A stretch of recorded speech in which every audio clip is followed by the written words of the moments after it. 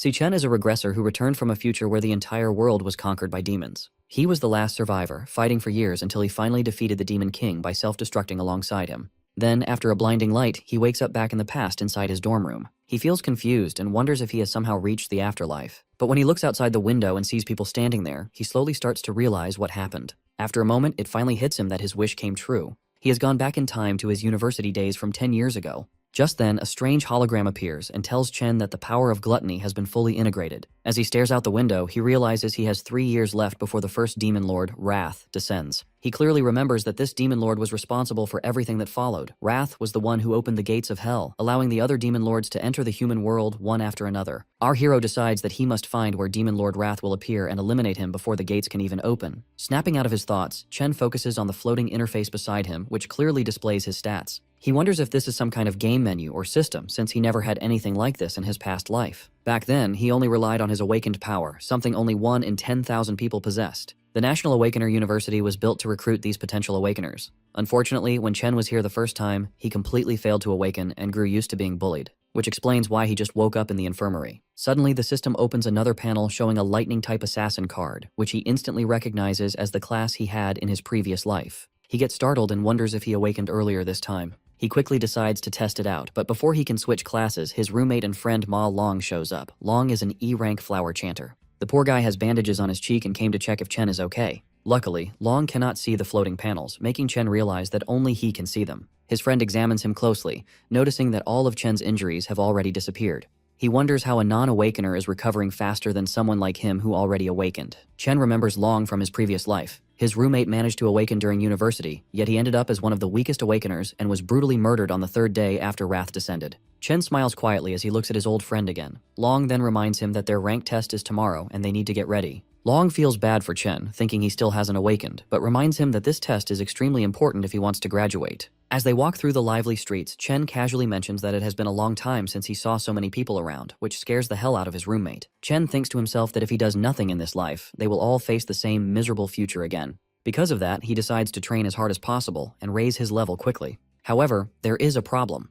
At this point in time, the only way for an awakener to gain experience and level up is by defeating monsters inside demon lairs. These lairs are completely controlled by major guilds, meaning weak people or outsiders like him have almost no chance to level up. He opens his status window and studies his stats, wondering where he stands compared to other awakeners and the monsters themselves. The government classifies awakeners into ranks, starting from E and going all the way up to S class. Chen knows that most students in the university are stuck at E rank, with only a few barely reaching D rank. He glances at his friend and quietly chuckles in his head, feeling confident that he at least ranks higher than him. Just then, a ball suddenly flies in and smacks straight into the poor nerd, knocking his glasses off and shattering them. It turns out they ran into the bully Gongcheng and his lackeys again, the same guys who beat them up just the day before. Chung smirks and asks him why he didn't bring crates of drinks when he already knew they were playing here. Long quickly apologizes and is about to buy the drinks with his own money, but Chen steps in and stops him, saying that the one who should be apologizing is actually Cheng. Seeing the bully again pulls Chen right back into his painful memories. Back then, they tried to drown him in a sink. Instead of feeling guilty, they claimed they were just forcing him to awaken.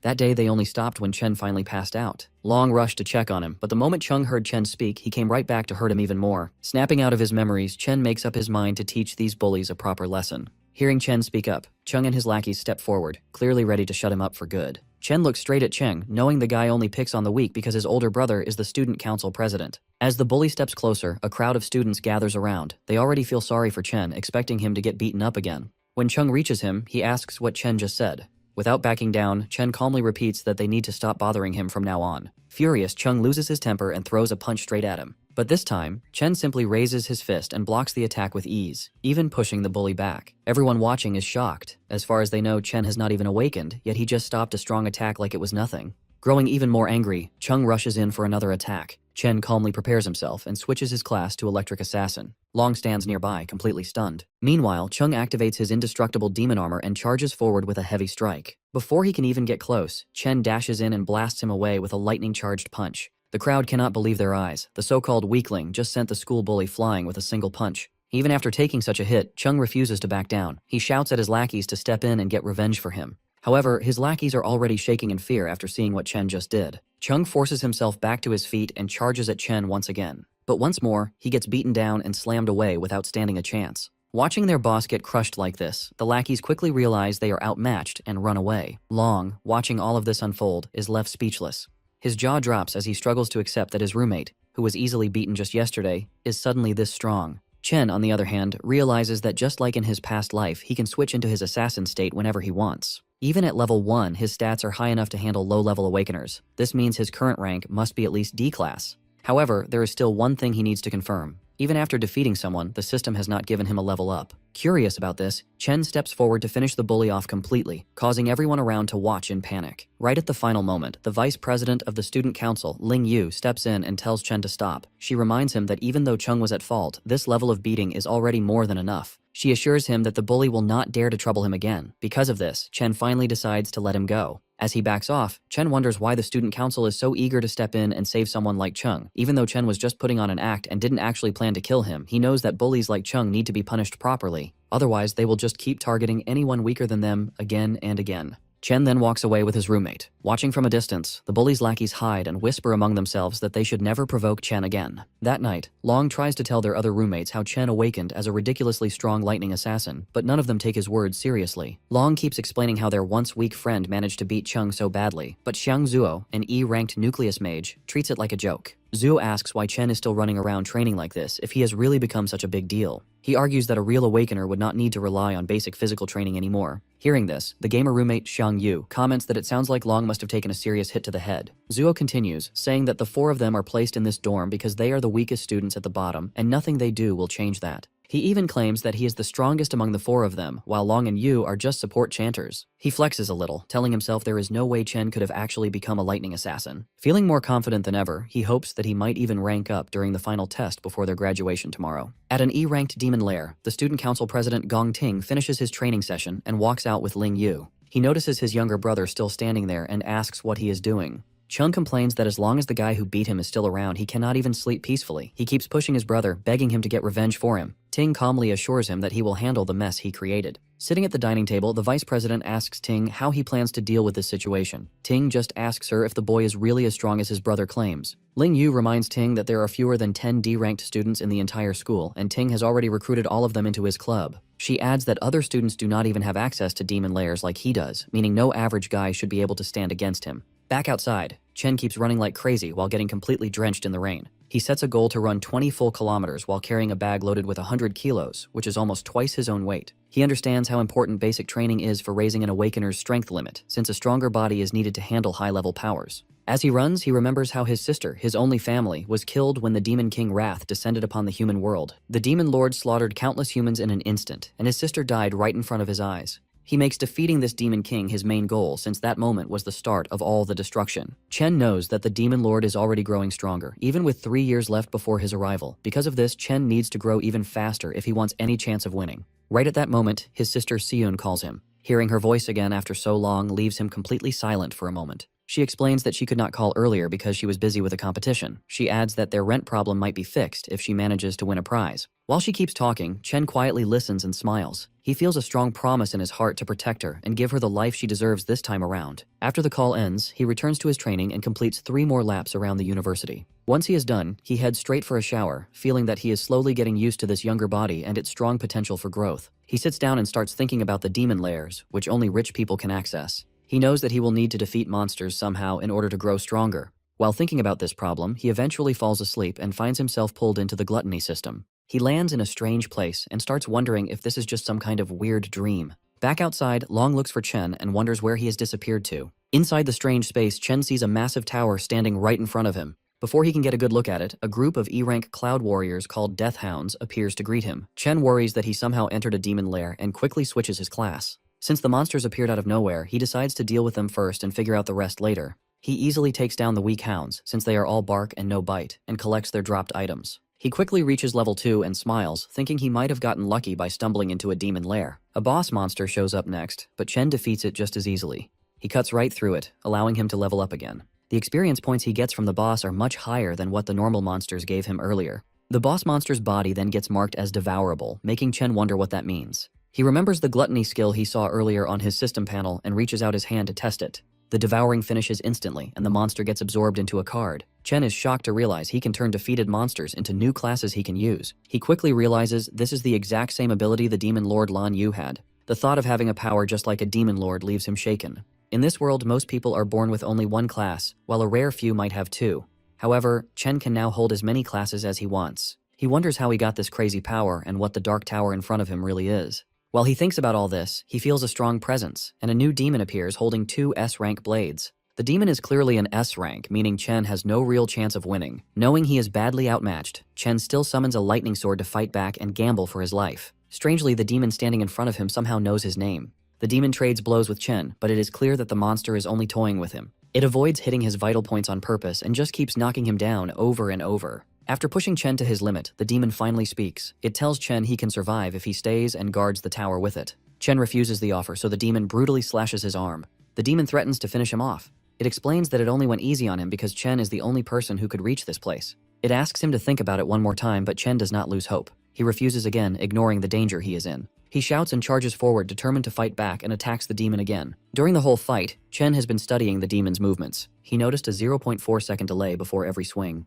He knows he can use that tiny window of time to watch the angle of the monster's wrist and dodge the attack perfectly. He also found a 0.2-second recovery pause where the demon is defenseless. He plans to use that short opening to aim right for its heart. Even though he manages to pull off this risky move, he knows a D rank like him cannot truly beat an S rank. His real goal is to paralyze the demon just long enough so he can escape. He does exactly that and runs toward the only light he can see, hoping it is a way out. But just as he reaches the light, it vanishes.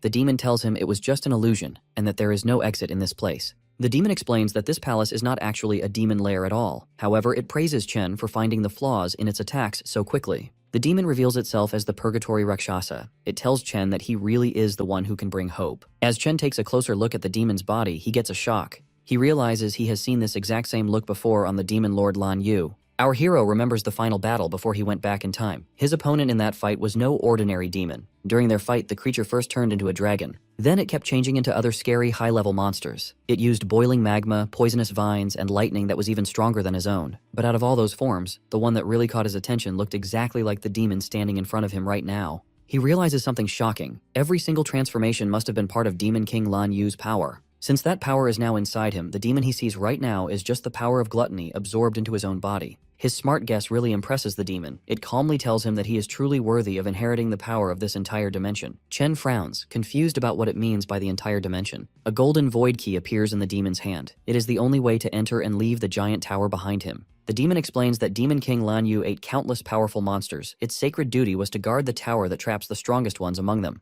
Now, it decides to give that key to him. Rakshasa wants him to eat those demons, grow stronger, and take over its mission. Confused, Chen asks why a demon would ever help a human. The creature replies that even in the demon world, there are good guys and bad guys. One evil monster killed its whole clan just for fun. Since that day, it has waited for a chance to get revenge on that monster. Now, it believes it has found the right person to grant that wish. It tells our boy that someone was right about him being their best hope for revenge. Chen immediately asks who that person is. The demon just replies that all the answers are waiting inside the tower, speaking in a mysterious tone like an old sage. With its final words, it offers all of its remaining energy to him. In return, the demon tells him that he must become the strongest human on the planet. It will not be easy to eat every single wild beast hiding inside the tower. Each of those smart creatures will be a huge challenge to beat.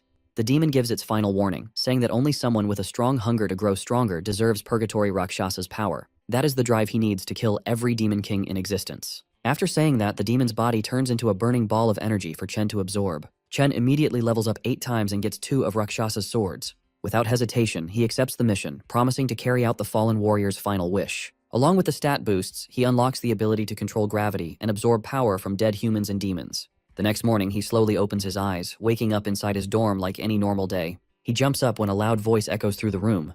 His roommates are already getting ready and tell him to hurry up if he wants to get to school on time. When he notices his body is completely fine, he wonders if everything he experienced was just a weird dream. But his updated stats prove that is not the case. Everything he saw was real. After jumping from level 2 to level 10 overnight, he wonders what rank he is now. His roommate begins making fun of him. He mentions how someone was shamelessly praising him the other night, talking about how cool and crazy strong he supposedly became.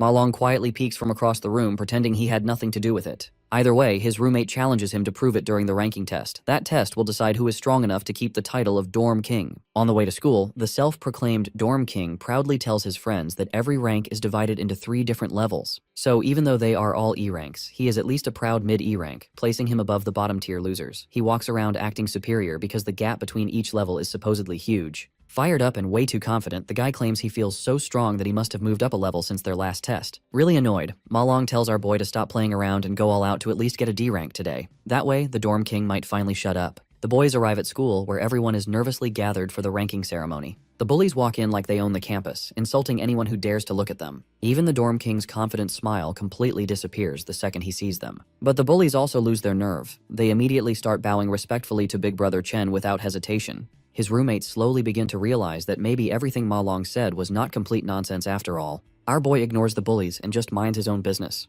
Another student decides to step in front of him. It is Jian, a student council officer who acts like the school police, and he gives Chen a very polite warning. The student council president personally sent him to punish the guy who dared to hit his precious little brother. All of Chen's friends immediately scatter and hide. They are terrified of Jian, the enforcer who handles all the dirty work for the president. His roommates cannot figure out why this D-rank monster is targeting Chen like this. He steps right into Chen's personal space. The president's loyal follower brags that his great sense of smell lets him judge exactly how strong someone is, and right now, all he smells from him is a weak, pathetic loser. Amused by the insult, our boy fires back without hesitation. Shane completely loses his temper the moment he gets called a dog. Before a fight can actually break out, the overgrown pup's master orders him to stand down so they don't cause a public scene. After doing some digging, he found out that his little brother was the one who started the fight. Getting beaten up was simply the result of picking a fight with someone way out of his league. With that said, the president shoots him a glare sharper than daggers. But our hero isn't intimidated in the slightest. Just then, a professor announces that the rank assessment ceremony is officially starting. He asks all the students to step forward when their names are called. Hearing that, the president tells his lapdog they are leaving. He assumes this was a one-time incident and that Chen won't cause any more problems after being warned. Watching from high above, a man curiously asks the vice president why she is watching the ranking ceremony today. He wonders if a certain rookie has caught her eye. The lady smiles faintly, saying that this year will be quite interesting. Soon, Xiangzhou's name is announced. The dorm king feels slightly nervous as he steps through the door. The atmosphere completely changes on the other side. The assessment is done one by one inside a special demon lair. In there, a demon heart connected to wires measures an awakener's rank and potential by absorbing their energy. When the awakener releases their full power, the signal transfers back to Earth, revealing their assessment results. The dorm king's rank turns out to be exactly the same as last time. However, the professor looks confused when his potential score takes longer than expected to show up. Ma Long stares intently at the shifting numbers. After building up all that suspense, Xiangzhou's maximum potential is revealed to be only a C. He walks out looking sad, realizing that all the progress he thought he made was just in his head. His roommates try to comfort him, telling him they are all in the same boat anyway. They are all stuck at E rank, with the potential to reach C rank at best. A few moments later, the president's lapdog walks out proudly. He is still a lower D rank, but he has the potential to reach A rank. Chen's roommates begin to lose hope, since they have already seen nearly 10 students reach D rank. Even the professors are shocked that so many students have reached D rank. It is rare for students without real combat experience to break past E rank. Filled with excitement, they call up the next student. It's the president, who carries everyone's expectations on his shoulders. All eyes turn to Gongting, the student who is already a guild master, as he walks onto the stage. Our boy stays calm and patiently waits for his results. Everyone in the academy knows that Gongting was only a lower D rank 2 years ago. Since the school's historical record for the highest grade is middle D rank, people wonder if the president will finally raise the bar. Inside the demon lair, the demon heart's eyes slowly open to his presence. The president isn't able to unleash everything he has. Still, he has a burning desire to go out with a bang at graduation, carving his name into the history books as #1. When the professors see his potential grade glowing gold, they blink in disbelief. Their suspicions are confirmed as Gongting's high D rank completely blows them away. Not only that, but excitement erupts through the crowd at the sight of the first potential S rank in history. The president's lackeys praise their boss non-stop. Even Chen's roommates burn with jealousy as they watch a legend being born right before their eyes. The professors quietly agree among themselves that this news must be sent to the administration immediately. They need to treat their precious S-rank candidate with the utmost care, making sure he never leaves the country. On top of that, he is the youngest student in the academy to be involved with a guild. Their school's name is now guaranteed to dominate the headlines. Observing from above, Principal Yuan Long realizes that Vice President Ling Yu already knew about his potential. That is exactly why she came in person to watch the ceremony. However, she makes things even more interesting by revealing that he wasn't the only one she came to observe today. Besides the flashy president, there is another student she finds much more interesting. Right on cue, that exact student is the next one called onto the stage. Jean comes up with a bright idea and decides to taunt the mysterious urban legend, urging him not to end up as E-rank trash like his roommates. He says they will become a laughing stock if that happens, adding that it's a disgrace for them to even show up at such a prestigious event. Long backs up his friend and boldly claims that he will knock everyone's socks off. The crowd watches in pure anticipation. Chen finally enters the demon lair, and the demon heart instantly senses intense pressure as he approaches. Our hero recalls that the best way for an awakener to secure a good future is to join a high-ranking guild. He knows the only way to reach that goal is by performing well during the graduation combat assessment. There, candidates must choose their own members to form a 10-person squad. The squad that takes first place gets directly recruited into the nation's top-tier Imperial Guild, making the purpose of this test very clear to everyone. Jin begins recruiting and introduces another low-tier D rank to his boss. He proudly claims that their party is now complete. He explains that they already have all the D ranks along with the president's brother on their team, so there is no way they can lose first place. Jin knows that strong students will naturally group together to form the best party, leaving the weakest to do the same. This creates a brutal environment of survival of the fittest, where the weak are easily cast aside and eliminated. After some time passes, Long starts to feel anxious because the screen isn't changing. The crowd quickly assumes that Chen must be so weak that the system can't even register his presence. Jian then tells Ting that the remaining students are nothing but trash, so they should just leave instead of wasting their time. However, right as they get ready to leave, the screen suddenly flickers and displays a high D rank label, sending the entire crowd into chaos. Shock spreads across everyone's faces. The president and the student council also react in disbelief at this unexpected result. Soon, the system detects a strange change in the results. It turns out Chen is using the system to see how his level 10 base stats in his normal physical form translate during the evaluation. After seeing a D rank, he switches his class to the Infernal Death King, which is his weakest devoured class so far. His rank instantly shifts from high D to mid C, completely blowing the crowd away. The council struggles to believe that the machine is still working properly. Even the scientists question the situation, wondering why the results keep changing. They soon start to suspect that the machine might be broken beyond repair. At that exact moment, the demon heart becomes unstable, and the results change strangely once again. Chen notices this and decides to switch to a stronger class, transforming into the Purgatory Rakshasa. The demon heart grows anxious as a violent storm brews outside the demon lair. Jian shouts in confusion, treating the storm like a celestial sign that history is rewriting itself as if their dorm has produced a divine monster. In the very next moment, his potential flickers to S rank, leaving both the scientists and President Ting completely stunned. However, the system suddenly displays a warning. The user's potential exceeds its maximum load and cannot be detected under the current limits. Jian's brain almost shuts down like a blue screen of death, and his soul nearly leaves his body from pure shock. As the system begins to break apart under the overwhelming pressure, the scientists rush forward in a panic, wanting to ensure the student doesn't get hurt. But when they finally arrive, they freeze in disbelief. They find a shriveled raisin sitting where the demon heart once was, since it completely burned out from extreme overuse. It turns out Chen might have scared it a little too much. Still, he ends up devouring it and gains the ability to see anyone's rank, along with receiving warnings about nearby dangers. He walks out of the demon lair and is pleasantly surprised when everyone's rank appears right in front of him. But he quickly notices that the president has hidden his true potential, turning out to be nothing more than a mediocre C rank at best. The scientists walk out awkwardly and inform everyone that the demon heart suffered a heart attack from extreme strain, so they must pause the testing for now. They label Chen's stats as a probable error and announce that a full report will be sent to the higher-ups for review. The remaining students are told to return the next day for their assessment, as a new testing device will be ready by then. On the way back, Chen's roommates hype him up and treat him like an absolute legend after what he just pulled off in front of everyone. Jin clearly can't handle his jealousy. He calls Chen a fraud and demands compensation for breaking the machine and wasting the council's time, acting like a sore loser. Just as Chen reaches his limit and prepares to destroy the guy on the spot,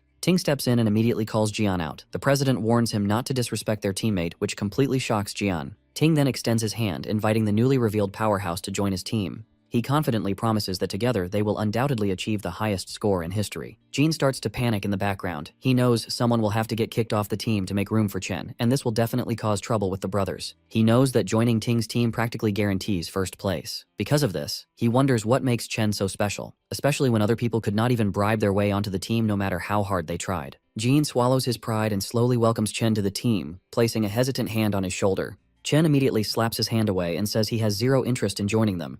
This response makes Jian sweat in fear, while Ting just watches the whole thing in silence. Jin snaps at Chen and says he has no clue what he is turning down, reminding him that their team is easily the best in the whole school. Chen turns his back and walks away. He says it has nothing to do with them and calls their group too noisy to deal with. He tells them not to bother him again. Jian boils with anger after being rejected so rudely. The whole school quickly begins to gossip about Chen's refusal. Most students think he plans to take first place all for himself after revealing his C rank. Now, the whole school gets to enjoy the drama unfolding right in front of them. Chen's roommates fully enjoy seeing the humiliated looks on Jian and Ting's faces after such a public and brutal rejection. The president stays calm and tells Jian not to worry if Chen has his own plans. Seeing this, the watching principal sighs in disappointment. He had really hoped the boys would team up. He wanted them to work together to break a new school record. However, Ling points out that things are much more interesting this way. She explains that Ting grew up rich and spoiled, so he will definitely see this refusal as a declaration of war. She reminds the principal that the president is not an easy person to cross once his pride is hurt. Jin keeps complaining, saying Chen only has a big ego because a test error showed he was a C rank. Ting hints that the result might actually be real. He admits that even if it is unlikely, he cannot let anyone take his first place spot. Jian remembers that Chen is likely just a normal student with no real combat experience. On the other hand, the council members are elites who secretly trained inside a demon lair to get strong. He suggests going to teach Chen a lesson for being so rude. Ting cuts him off and asks if he really thinks their president is petty enough to do that. Jin realizes his mistake and apologizes. Ting then cancels their karaoke plans and tells Jian to handle the situation by himself. He coldly adds that whatever Jian chooses to do has nothing to do with him. Chen understands the hidden message right away. Soon after, a spy walks up to Jian. He reports that Chen already left the school to go home for a while. He mentions that Chen left without even stopping to eat, making things very convenient for them. Jin sees this as perfect luck. He gets excited to crush Chen outside the school where no one can step in to help. As Chen crosses the street, he remembers a disaster from his past life. A top guild had tried to clear a demon lair in the St. He country area. Inside that lair, they met a new monster called Wrath. The monster wiped out the entire top team without them even putting up a fight. The monster then escaped into the human world and caused massive damage everywhere. Even though his memory of it is blurry, Chen is determined to find that same demon lair in this life. To start his plan, Chen needs a lot of money. He heads straight to the Mithril Monster Exchange Center. He remembers that this exchange center will become the biggest trading hub in the whole country in the future. In this world, an Awakener's strength is based on the quality of their weapons and gear. The exchange center is the best place to buy and sell these items. However, Chen just sees this place as a quick way to earn some money before tackling his bigger goals. He walks in and shows a few monster fangs to the broker. The broker looks at them closely with clear suspicion. The broker asks how a mere student got these items. Chen calmly says they dropped from a monster he beat earlier. The broker is surprised and claims he has never seen fangs like these before. His assistant steps in and explains that the fangs come from an E-class monster called a Sang-Sin beast. She mentions that these fangs can be used to make an E-grade weapon or ground into powder for other uses. The rude broker cuts her off and drops the fang back on the table. He claims that an E-grade item is pretty much worthless anyway. He brags that their shop is for VIPs only. They only deal with high-status Awakeners and D-grade items or better. He uses this as an excuse for not knowing what the E-grade item was. In his mind, he complains about not getting any rich customers lately. He sees no point in helping a low-tier student since it will not help him get a promotion. He calls Chen a bother and dumps the work on his assistant, Li, before walking away. Li politely hands Chen an envelope of cash. She then asks if he needs help with anything else. Chen checks the envelope to find 18 grand. He decides this is enough to pay his rent for now, without any stress. He then takes out the glowing greatsword he got from the Purgatory Rakshasa. This immediately grabs Li's full attention. Even though she has never seen anything like it, she guesses it must be at least a B-grade or maybe even an A-grade item. The broker walks back over and laughs at her guess. He says A-grade items cost around 1 million. Having worked there for years, he claims he has never even seen an A-grade item in person. Just then, the shop owner walks in. He calmly says that the weapon is neither A-grade nor B-grade. The broker praises his boss's smart judgment. He smugly agrees that a mere student could never own something so valuable. However, the owner explains that the weapon comes from the Purgatory lands. He reveals that it is actually an S-grade item. Both the broker and the assistant freeze in total shock after hearing this. The owner immediately shakes Chen's hand and warmly welcomes him as an honored VIP guest. He invites Chen into the VIP room and tells him to ask for whatever he needs. Chen feels very satisfied. The owner, Qingji, finally showed up just as he planned. Once they settle into the VIP room, the guild boss asks Chen how much he wants to sell the weapon for. Chen immediately answers with 1 million, which surprises the green-haired boss. The boss tells him it could easily sell for tens of millions, since it is extremely valuable. However, Chen explains that he just wants to use the greatsword as collateral for a $1 million loan for a month. This leaves the man even more surprised. He realizes Chen is very smart and wonders who exactly he is. Chen continues, saying he will pay back the main amount in 30 days and the interest the month after.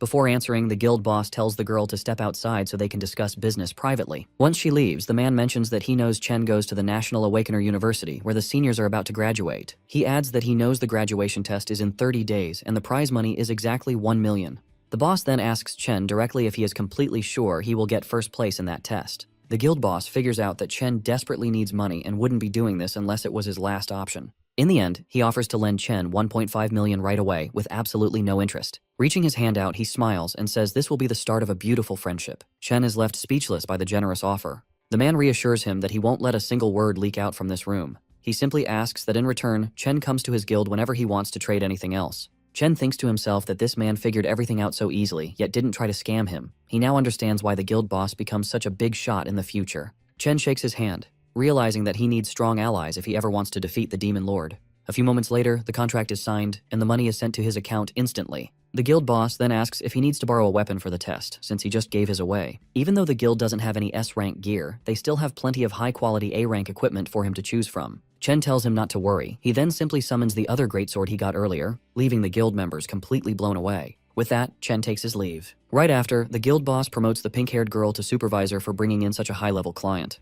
Before fully leaving, Chen realizes he forgot to buy something and turns back toward the counter. A few hours later, Chen is waiting at a bus stop. He remembers how, in his past life, he struggled a lot to reach the top, and people treated him like trash. He worked endless shifts just to make ends meet, and he and his sister had to live like they were almost homeless to survive each month. His sister, Yuan, managed to get into her dream university back then, but she gave it up, claiming the campus was too far from her brother. But in reality, she was just afraid of putting a heavier financial burden on him. Back in the present, he wonders why she hasn't shown up yet and starts looking around. Just then, a voice calls out, calling him stupid for searching near the entrance instead of the exit. It's Yuan. Pulling along her huge suitcase, she tells him they are broke again because the rent drained all their money. However, Chen just stands there in complete shock, since it has been 7 years since he last saw her. She tells him to help her with her bags. Getting no response, she waves her hand in front of his face, trying to snap him out of it. At that moment, Chen suddenly rushes forward and hugs her tightly, catching her by surprise. After a few awkward moments, she pokes his sides to break free from his grip, scolding him for nearly suffocating her. She tells him he has been acting pretty weird lately and wonders if his crush finally rejected him, but he just brushes it off. The two start walking together while she continues to talk about her exams.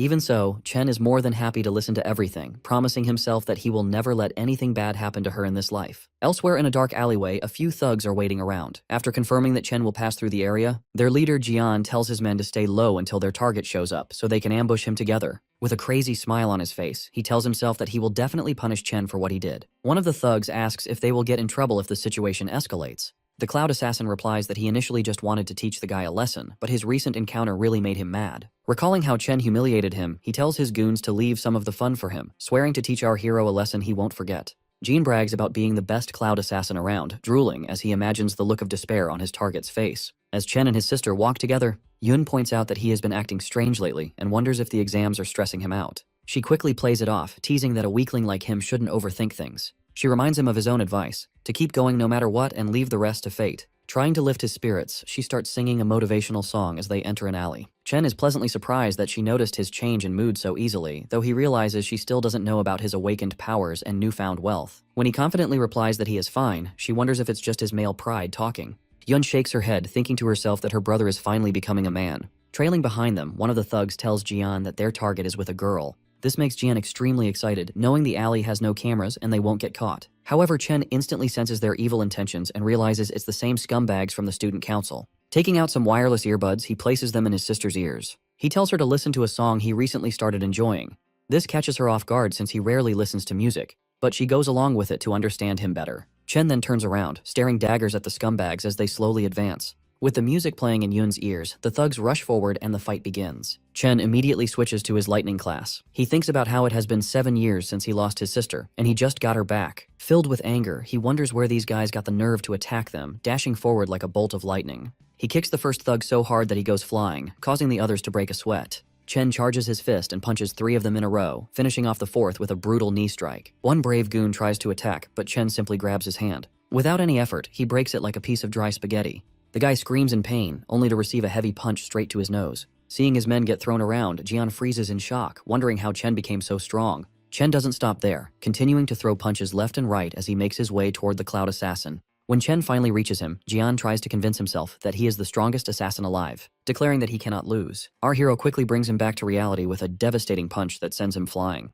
He follows up by rushing forward, unleashing a combo of punches that knocks several of Jian's teeth loose. The Cloud Assassin rolls violently across the ground and crashes into a wall. He looks up only to see Chen staring right at him like a demon. Chen looks down at the defeated Jian and reminds the piece of trash that he already warned him to stay away. Staring straight into his soul, he asks if the brainless scum can't even understand basic human speech. Beaten beyond recognition, the once arrogant assassin can no longer feel his legs, with half the bones in his body completely shattered. Realizing he messed with the absolute wrong guy, he barely manages to mumble out a pathetic apology. Chen promptly shuts him up, grabbing his collar and pressing a cold dagger right against his face. Staring into Chen's eyes, the so-called top assassin sees it clearly. There is absolutely zero hesitation to kill. This is not the aura of a normal high school student. Jane cannot help but wonder what kind of hellish experiences could turn a man into a monster like Chen. Dripping with cold malice, Chen tells the broken boy to remember his words carefully if he wants to avoid a repeat of this nightmare. He won't hesitate to tear them apart if they ever try anything stupid again. Delivering his final warning, he adds one last chilling condition for emphasis. If they so much as step within a mile of his sister, he will gladly hunt down and erase everyone close to them, one by one. With his message delivered, he drops the dagger and casually walks back to Yoonhee side before the background song even finishes playing. Meanwhile, his sister is completely overwhelmed with emotion, moved to tears by the painfully sad and lonely lyrics of the track. She cries, heartbroken and confused over what her brother must have endured to change so drastically over the years. She even wonders if her support back then was simply not enough. Wiping her tears, she spins around, determined to give him a proper scolding. But she freezes mid-sentence the instant she spots the gift in his hand. The shiny, gold-plated pen she has always dreamed of owning is sitting right in front of her eyes. Yoon flushes bright red with overwhelming excitement. She can hardly believe her brother actually bought her the newest holographic magic pen, an item that costs more than their entire monthly rent.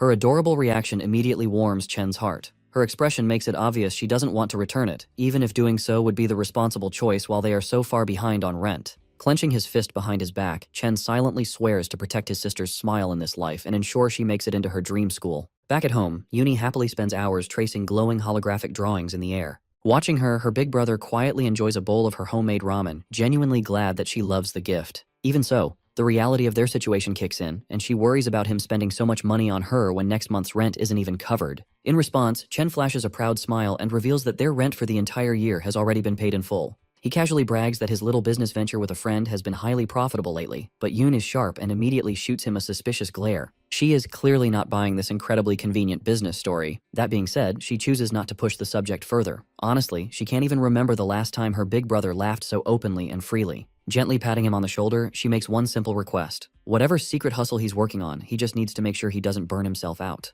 Meanwhile, at a quiet aquarium, Student Council President Ting shares some shocking news with his cousin. The city's best doctors have declared that their top assassin is critically injured beyond recovery. Over half the bones in his body are shattered beyond repair. The fact that he fought Chen was already unexpected, but the horrifying state of his body post-battle is absolutely staggering. His cousin reacts with chilling indifference.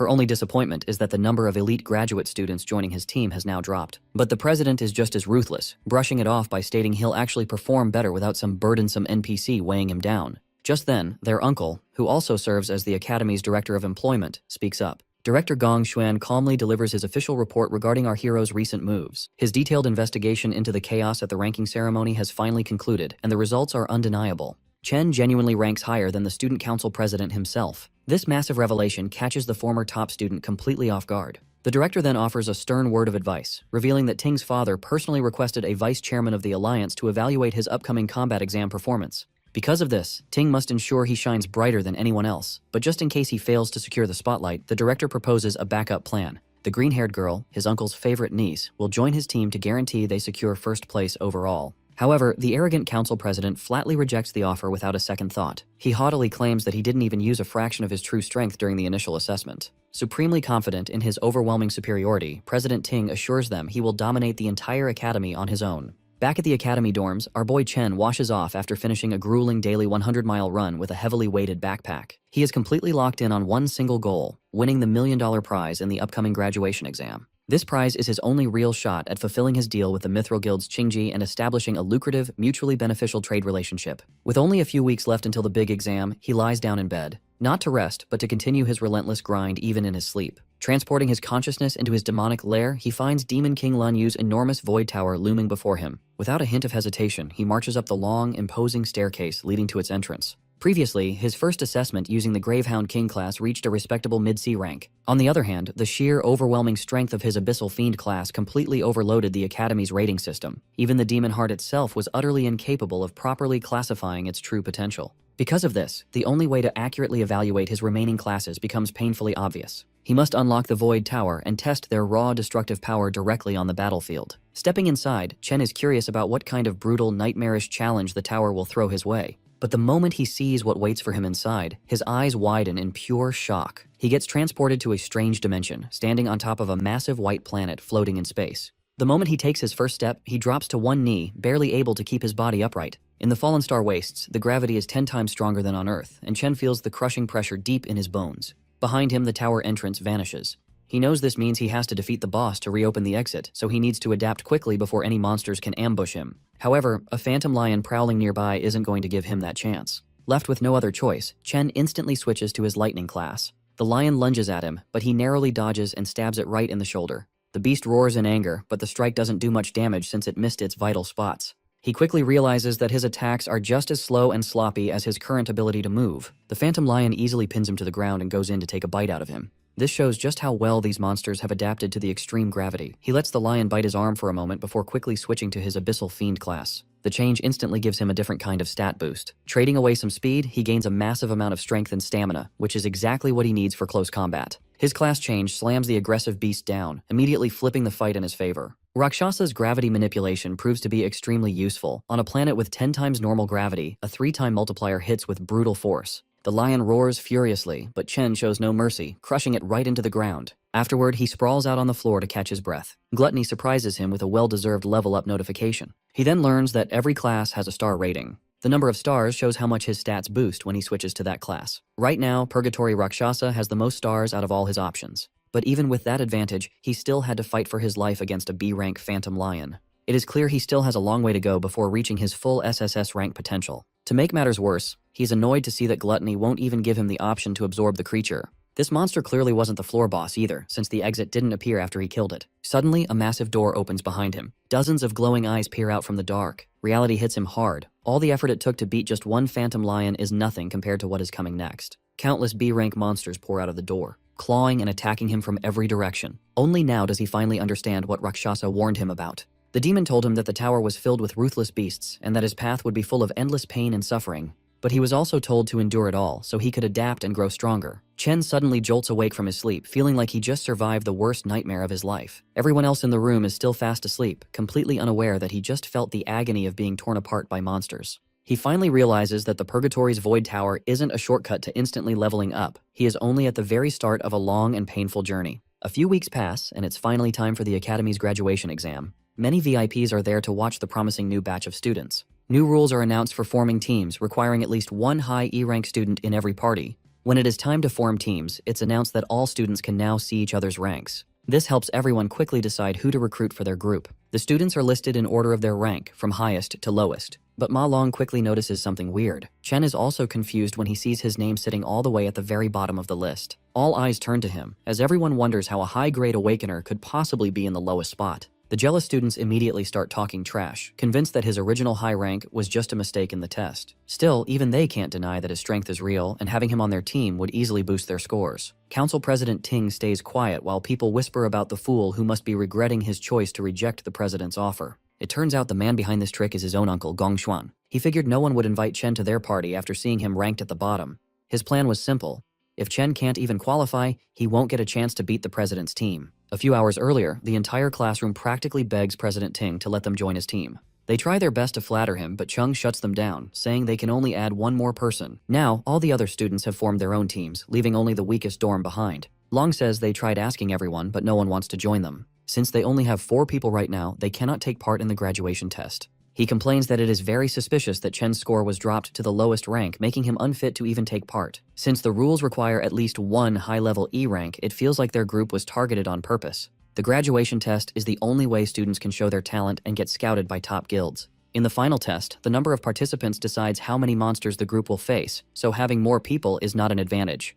That is why no one wants anything to do with the weak students, as they would only be an extra burden. To make things worse, the 3 lowest-ranked students are all from the same dorm, leaving them completely isolated. A student calls out to Zuo and tells him they are only missing one person. The guy tries to manipulate him, saying he surely does not want to fail the graduation test by teaming up with his weak dorm mates. Chen realizes that if this keeps going, there is a high chance they will all be left out and will not even get to compete. However, the dorm king rejects the offer and says he will never abandon his roommates. The other group leaves in anger, but he still warns them not to underestimate others. Checking the student list, Long announces that almost everyone has already formed their teams. They only need one more person, but no one is willing to join them. Chen stares at the director and realizes the man shares the same last name as the student council president. He notices these dirty tricks. Chen wonders if Gong Xuan really thinks he is that big of a threat. Not losing hope, he declares that he will definitely take part in the tournament and activates his lightning power. Since the others are showing their hate so openly, he tells himself he does not need to hold back either. Releasing his energy, he steps forward while the officials in charge are surprised by his sudden display of power.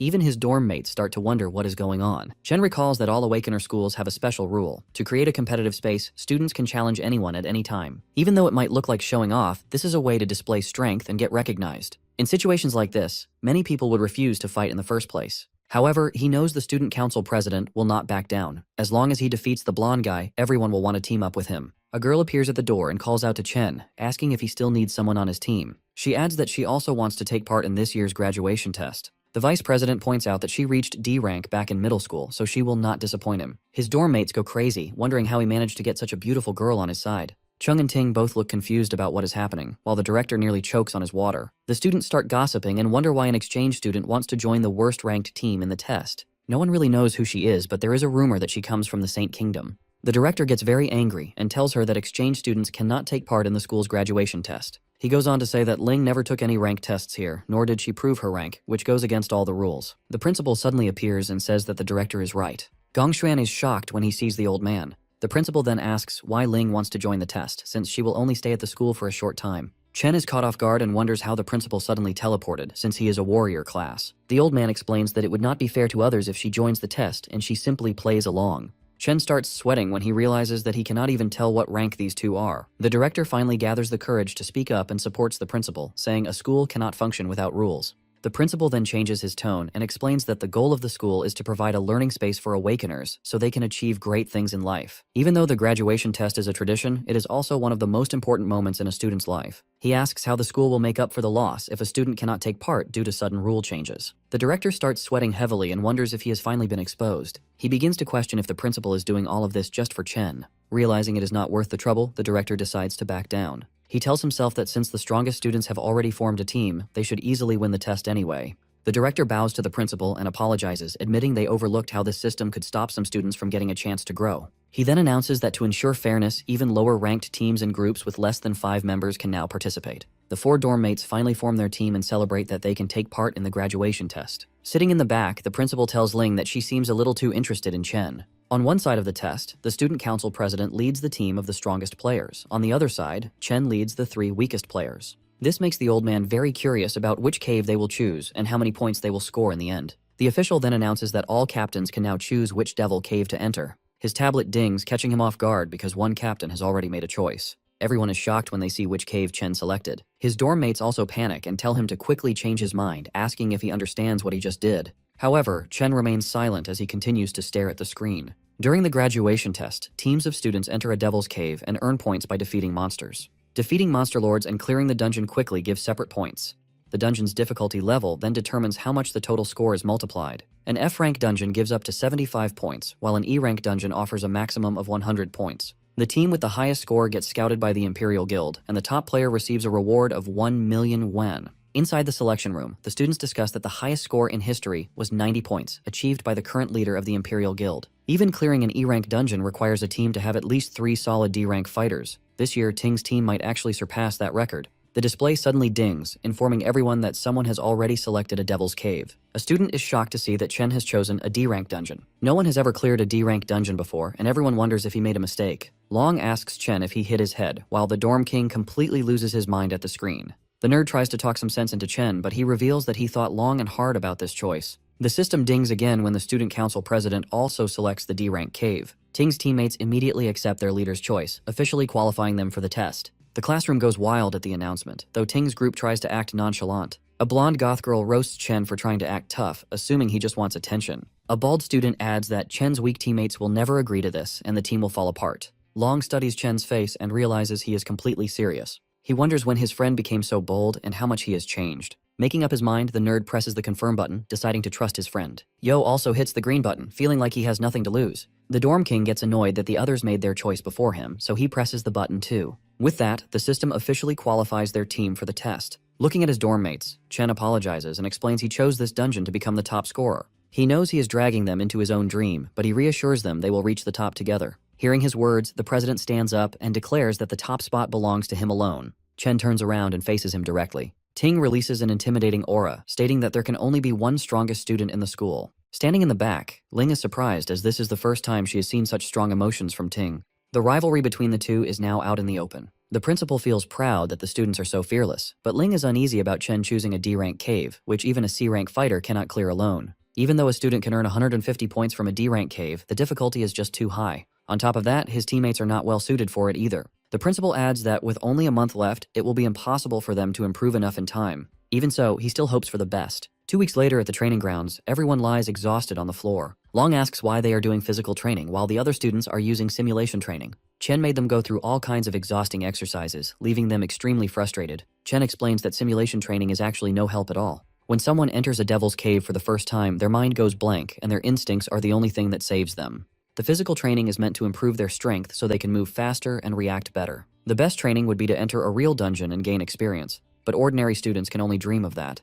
Only the elites get those opportunities. Furthermore, the elites do everything they can to make sure normal people never catch up, allowing them to stay on top. They have access to resources that regular people spend their entire lives trying to get. The dorm king asks what ordinary people are supposed to do in that situation. Chen reveals his plan, saying that if they manage to join the Imperial Guild, they can change the entire system. The graduation test is their only real chance to surpass the elites. Driven by this dream, Chen swears to do everything he can to keep his promise and guarantees that they will win. With just half a month left before the graduation exam, our boy trains inside the Void Tower every single night. Defeating the Phantom Lions is no easy task, but he refuses to quit no matter how hard they beat him up. 5 days before the exam, his roommates are training with everything they have. Our boy, however, is on a completely different level. His intense routine makes even the toughest training look like a basic warm-up. With just 2 days left, his rival is clearly not slacking off either. But Chen is improving even faster. Now he can confidently fight a whole pack of lions under heavy gravity. With blood running down his face, he has never looked more ready to win. On the day of the exam, a small drone floats near the students to guide them. The boys walk in wearing matching outfits, looking really sharp. Once all the students put on their wristbands, the exam officially begins. Outside the exam area, the academy principal warmly greets Gong Lin.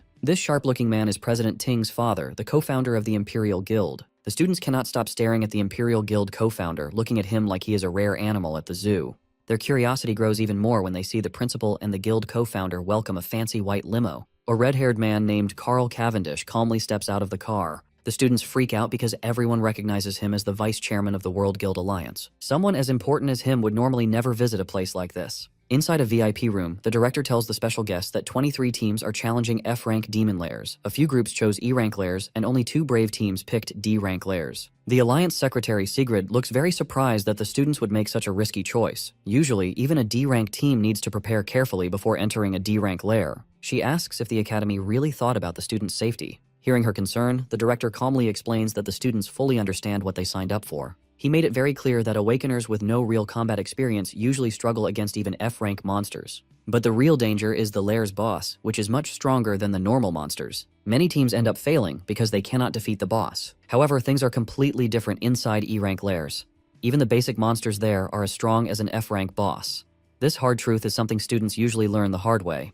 The Alliance Secretary then asks if there is any protection for the students if things get too dangerous. The director promises her that the academy cares deeply about its top students. To keep everyone safe, a warrior from the Imperial Guild stands outside every lair, ready to jump in if anything goes wrong. On top of that, the wristbands each student wears can instantly teleport them to safety if they choose to give up or if their life is in real danger. Hearing this, the lady still doubts that the academy has students skilled enough to beat a D-rank lair. She quietly wonders how long those teams can actually survive inside. The director, however, is sure that the young E-rank students will probably come running out in tears. Inside the D-rank dungeon filled with giant frozen trees, Chen's teammates are clearly terrified. Anyone would be scared after seeing those nightmare creatures, which look like a mix between weird bats and monkeys. Chen quickly warns his team that these monsters dive at their targets in the blink of an eye, so they need to stay on high alert. Suddenly, a group of the ghost monkey bats flies straight down at them. Surprisingly, all the boys manage to clumsily dodge the monster's super fast attacks. While they are still excited about dodging a D-rank creature's attack, something even crazier catches their attention. Our boy stands there calmly with a lightning sword in his hand, surrounded by dead monsters lying at his feet.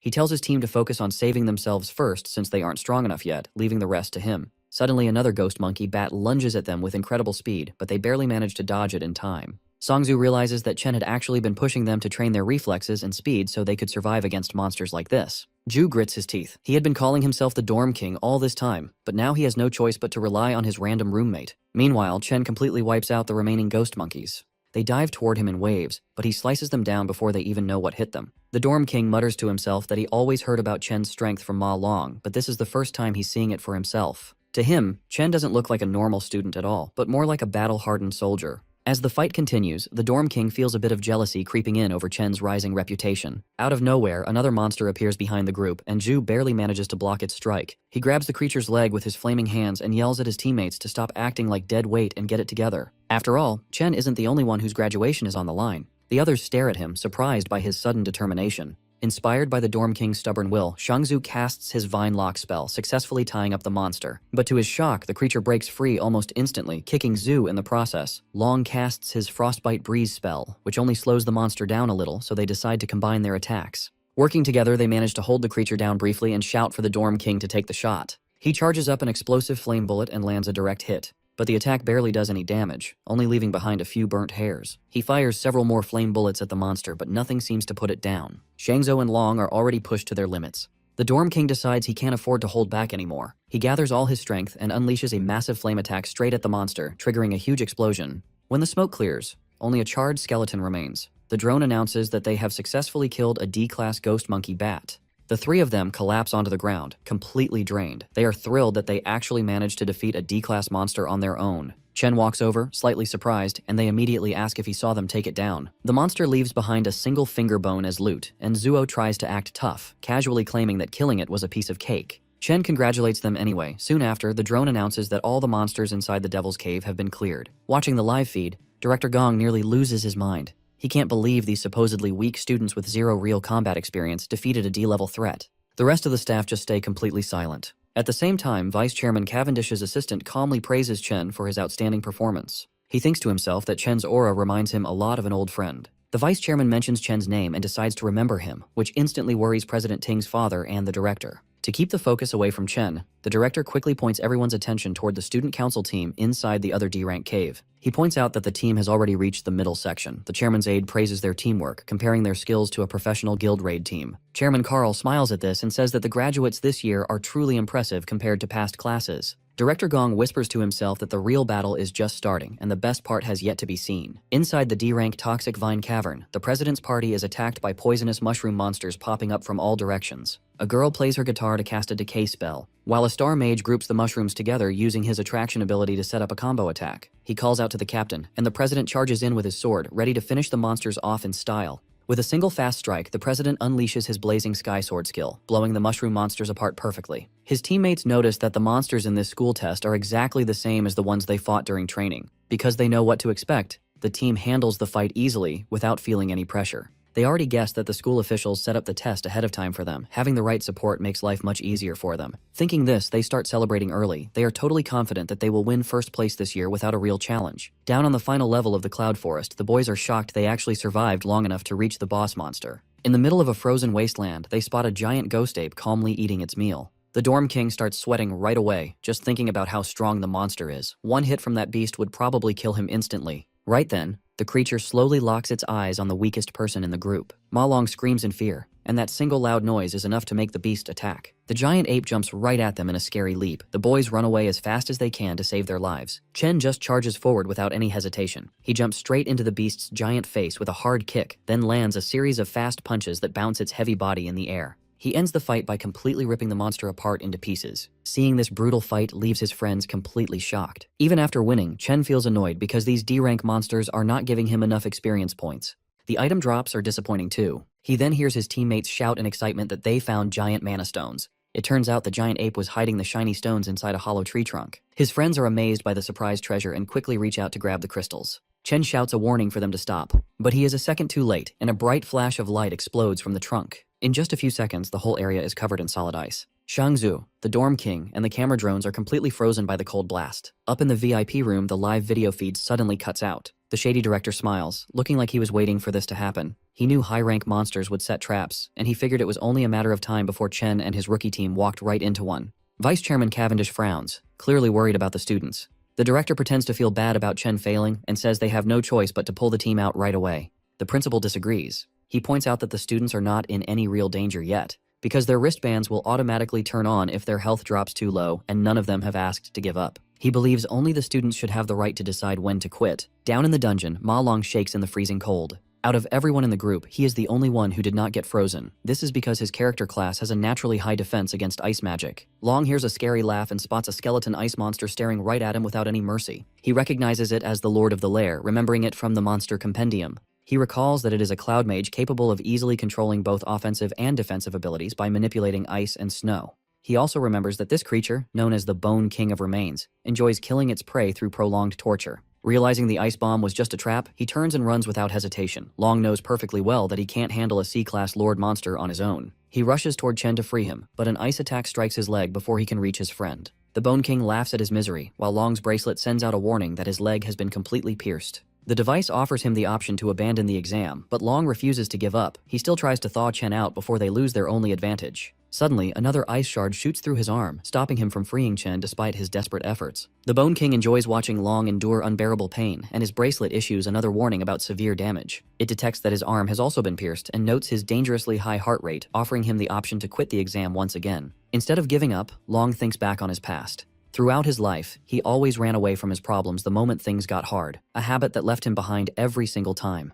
He remembers how people ignored, bullied, and laughed at him. He and his friends have worked way too hard to reach this point to just quit now. Seeing this as his final chance to change his fate, he gathers the last of his strength, stands up, and finally manages to release Chen. He stands tall just as the Bone King unleashes a relentless barrage of icicles straight toward him. Right as the attack is about to land, Long lets out a loud roar, and Chen finally opens his eyes. The ice block shatters into pieces, and Chen rushes forward, carrying Long away from danger in one swift move. This sudden escape catches the Bone King off guard. Long quickly realizes that Chen managed to break free from the icy prison entirely on his own. Chen thanks Long for trying to help him earlier and immediately asks about his injuries with clear concern. Long replies that the bleeding has stopped for now, so he will survive. He informs Chen that the monster is a cloud type, C-rank lord known as the Bone King, warning him that it is extremely dangerous in combat. He adds that they must avoid getting frozen again at all costs if they want to survive. They turn back and see the Bone King charging up a massive cluster of ice shards. Long is stunned, realizing the monster is about to drop a giant ice nuke on them. In the next instant, the bomb crashes down, covering everything in blinding white. The monster begins to laugh, but suddenly stops when it notices that both boys are still alive after the devastating attack. Chen switches his class to the Doomflame King and activates his Cloud Warrior Frost Body, granting him complete immunity to cold damage. This transformation also boosts all his resistance stats in cold environments, turning the battlefield to his advantage. The Bone King lets out a horrified shriek. Even Long is confused as he watches his friend, who was supposed to be a Volt Assassin, turn into a Cloud-type warrior instead. He wonders if Chen might be one of those rare prodigies who can awaken two different classes at once. Chen simply apologizes for misjudging the situation earlier, admitting that he dragged his friends into a dangerous fight because of his mistake. He then switches classes again, this time into an Abyssal Fiend. Pulling out his Purgatory Warrior sword, he faces the Bone King, fully intending to end the fight right there. His best friend's jaw drops wide open at the sight. Normally, Awakeners are born with just one class they can specialize in, but there is an incredibly rare chance for someone to possess two classes at the same time. These dual-class users are so rare you could count them on one hand. This makes them treasures that every major guild desperately wants to recruit. However, that alone isn't what shocks his friend. Looking closely, he realizes that Chen isn't using just one or two, but three completely different classes. On top of that, each of these classes is in a league of its own. In his Abyssal Fiend form, Chen's stats shoot up at an insane rate. His overwhelming physical strength launches him off the ground like a rocket. He charges forward with explosive momentum toward the boss. The monster's smug grin instantly vanishes when it feels Chen's deadly aura. In a single clean motion, he slices through the bony monster like a knife through butter. This instantly levels him up to 17 and earns him a rare loot drop. Staring at the shattered skeleton on the ground, his friend is still in absolute shock that Chen just one-shot a C-rank boss. Chen casually reminds him that the rest of their team is still frozen solid in ice. Ma Long suddenly panics, realizing he completely forgot about his other teammates during the entire boss fight. He sprints off to thaw them out before they freeze to death. Once he leaves, Chen notices he has the option to devour the defeated Frostlich King. With no one around to watch, he quickly absorbs the fallen boss and unlocks the Cloud Mage class. Because the boss's ice attack blinded all the cameras and drones in the area, no one outside will find out about his hidden ability either. Then out of nowhere, he gets another surprise notification. His Lightning Assassin class has leveled up as well, allowing him to add a star to boost one of his stats. Meanwhile, over at the D-rank zone, Gloomvine Grotto, the council president's team is getting absolutely overwhelmed. No matter how fiercely they attack, the D-rank boss proves far too tough for these amateur awakeners. The mage trying to hold the monster down with chains is already on the verge of collapsing. On top of that, the lightning archer's arrows feel more like a light massage than actual damage to the boss. The beast easily tosses them around like cheap action figures. The humiliation makes them question if all their combat training and simulations were completely pointless. They have never faced anything even close to this level of power.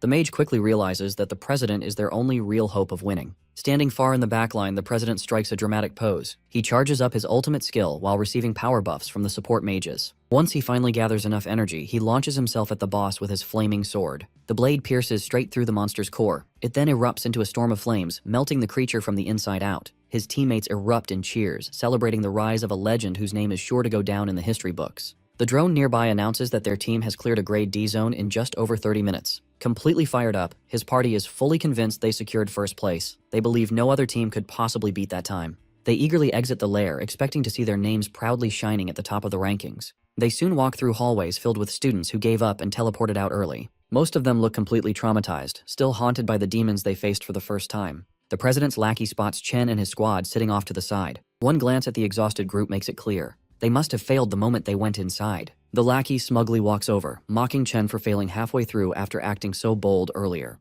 The loyal follower keeps talking, but his boss silences him because the Alliance vice chairman is approaching. The elegant man claps slowly and congratulates the students on their great performance. As he gets closer, the president keeps a calm face, while his followers nearly shake with excitement at standing in front of one of the world's most powerful men. President Ting confidently reaches out for a handshake. However, Mr. Cavendish completely ignores it, walking straight past him without even looking. Embarrassed in public, the president feels his pride shatter. To make matters worse, the vice chairman loudly calls his rival a true legend. He grips Chen's shoulder and announces to everyone that Chen cleared a D-rank dungeon in just 20 minutes. Not even professional teams from his own guild have ever broken a record like that. Both the council president and his lackeys are left completely speechless. They cannot figure out how 4 nobodies beat their 10-man squad's time and actually cleared a D-rank lair. Chen does not even blink. Getting praise from the most powerful man in the country means nothing to him. Still, he wonders why such an important figure personally came to this academy. Carl Cavendish calmly states that he will remember Chen's name very well. Then he turns to Gong Lin, the man who invited him here. The vice chairman casually mentions that his son is talented too, offering a weak compliment at best. That leaves a bitter taste in the mouths of both the father and son. With that said, the vice chairman announces that it is time for him to leave. The academy director quickly steps in to smooth things over. He announces the final results, saying that both top teams have tied in score. Because of this, they will all get an official invitation to join the Imperial Guild. That news sounds like music to Chen's roommates because they are basically set for life thanks to him carrying the team. President Ting's lackeys celebrate too, but Ting himself is far from happy with this result. The director then adds that the captains will get management roles in the guild for their leadership and the $1 million cash prize will be split evenly between them. Hearing that, both team leaders are visibly surprised. Chen quietly worries that $500,000 will not be enough to pay off his debt. He needs to find another way to earn the rest of the money and keep his promise to the Mithril Exchange Guild. But that worry might not matter because President Ting openly refuses to accept a tie. He boldly declares that a one-on-one duel will decide the true winner, as there can only be one champion. This sudden challenge is so shocking that it catches the attention of the director and even the vice chairman. Alarmed by his nephew's reckless move, the director urgently tries to talk him into accepting the tie. The older man explains that a tie is the best possible result, especially after his earlier embarrassment. The director assumes Chen will reject the pointless duel, but Chen immediately accepts the challenge on one condition: the winner takes the entire $1 million prize. This unexpected twist is interesting enough to make the vice chairman pause and cancel his departure. With that settled, Chen steps forward to face him directly, ready to settle the score once and for all. Sometime later, Qingzhi tells Si Chen he expected him to take first place, but getting a perfect score was beyond his expectations. Seeing Si Chen all over the news, Qingzhi feels his financial support was a wise choice. He offers to cancel Si Chen's $1.5 million debt, calling it an angel investment in his future. Unwilling to accept handouts, Si Chen firmly states that a debt is a debt and must be repaid in full. Si Chen announces he came to discuss 2 things, which immediately catches Qingzhi's interest. First, Si Chen requests a 1-week extension on his repayment deadline. Because the graduation test ended in a tie, his prize money fell short by $500,000. He reveals his plan to get the rest of the funds: a one-on-one tiebreaker against the other champion, Gong Ting. The duel will happen next week inside a wild devil's cave outside the school. Qingzhi is shocked by this reckless idea, questioning why 2 students would enter a wild dungeon.